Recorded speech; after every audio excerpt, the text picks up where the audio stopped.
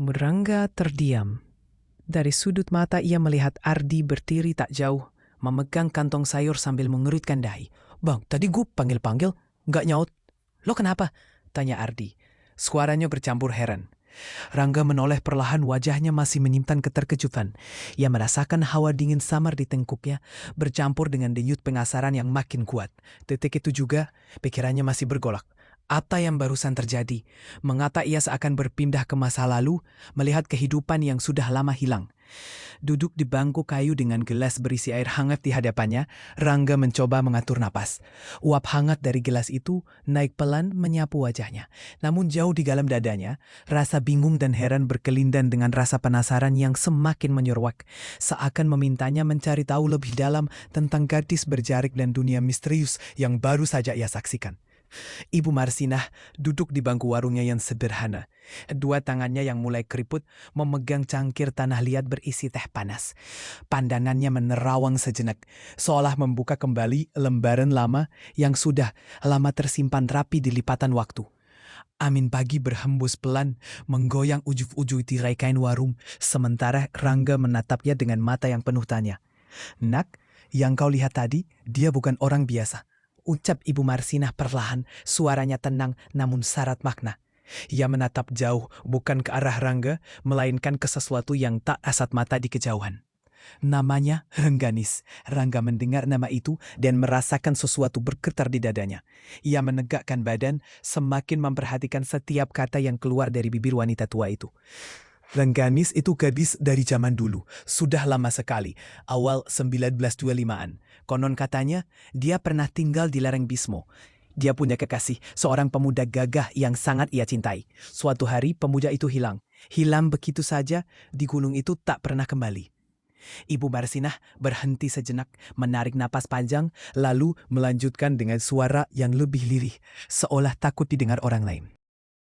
"Dia anak, bersumpah tidak akan mati sebelum bertemu lagi dengan kekasihnya itu. Sampai hari ini, dia masih mencarinya.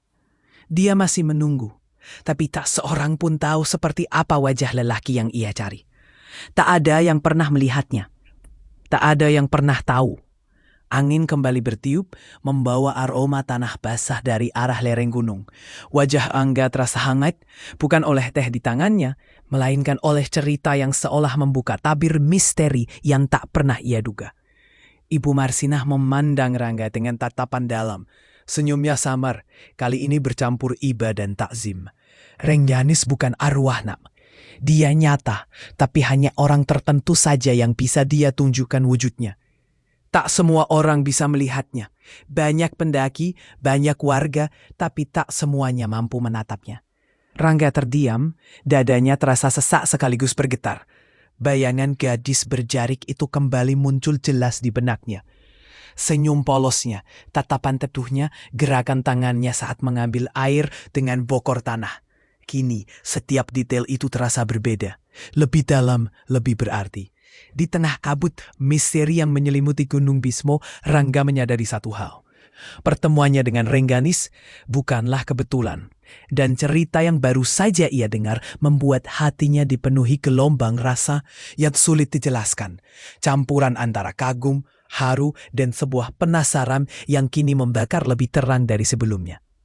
Hari bergulir pelan, matahari bergerak meninggi lalu merayap ke barat. Sementara bayang-bayang pepohonan di sekitar perkemahan Rangga memanjang di tanah yang berumput lembab. Rangga menghabiskan waktu bersama Ardi, duduk di depan tenda sambil mengupas bawang, merapikan kayu bakar, atau sekadar berbicara ringan tentang perjalanan mendaki mereka. Percakapan itu terdengar biasa saja, sesekali diwarnai tawa kecil Ardi tentang cerita-cerita pendakian sebelumnya. Rangga ikut tertawa, ikut menimpali, seakan dirinya benar-benar hadir dalam obrolan itu. Namun jauh di dalam hatinya ada gelombang tanya yang tak henti-hentinya mengusik. Siapa sebenarnya gadis itu? Mengapa hanya dia yang melihatnya? Apa maksud senyum Ibu Marsinah tadi?